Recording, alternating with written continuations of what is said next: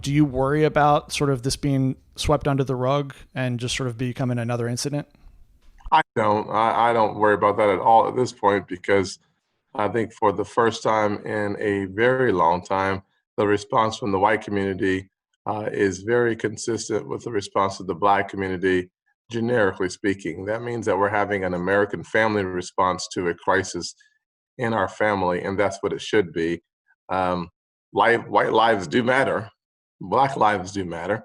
The question is, if you take a look at the situation in the New York City park, where the affluent white woman simply says, I'm going to call the police and say that an African American male is threatening my life, what does that say of an equivalent value between the two lives in the eyes of authority? And that's really important. It's not in the eyes of God. I think in the eyes of God, we all have equal intrinsic value. The question is, if you have a system that leads to an unjust outcome, and that system is a system of authority, that means you're breaking the back and breaking the spirit of millions of people in your country who see that unjust system and says it will rain down upon me, guilty or not guilty. That does not lead to a society of order. It leads towards a society of chaos. So the burden we should feel should be on all of our shoulders to have the most just society that we could have. And if we do not have that, then we should ask ourselves, what part are we playing to make it unjust? And what part are we playing to make it more just?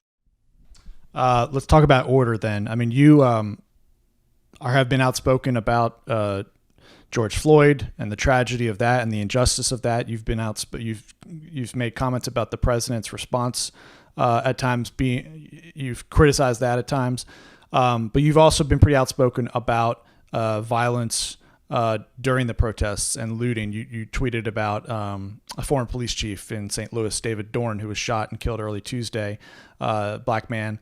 And I've seen about a half dozen videos of people being beaten very badly during these protests.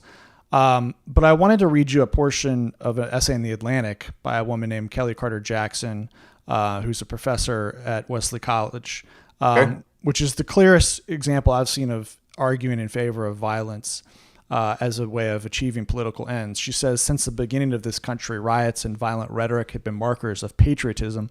When our founding fathers fought for independence, violence was the clarion call.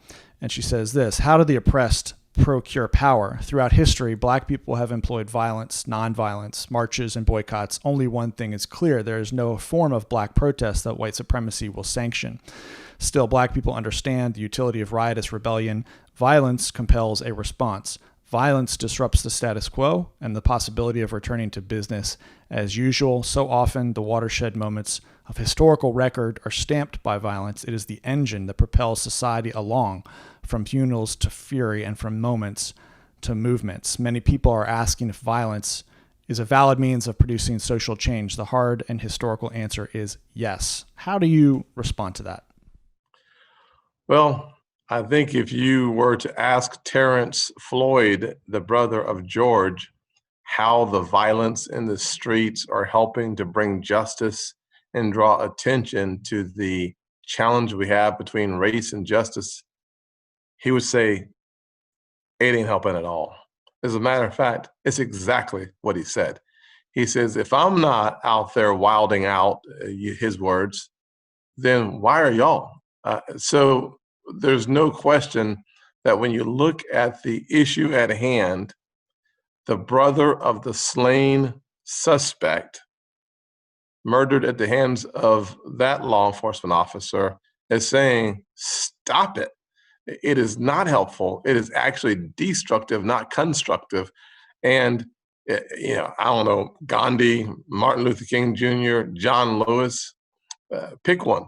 And I think they would all say that without any question, the country, the arc of the universe, it bent because of the nonviolent resistance.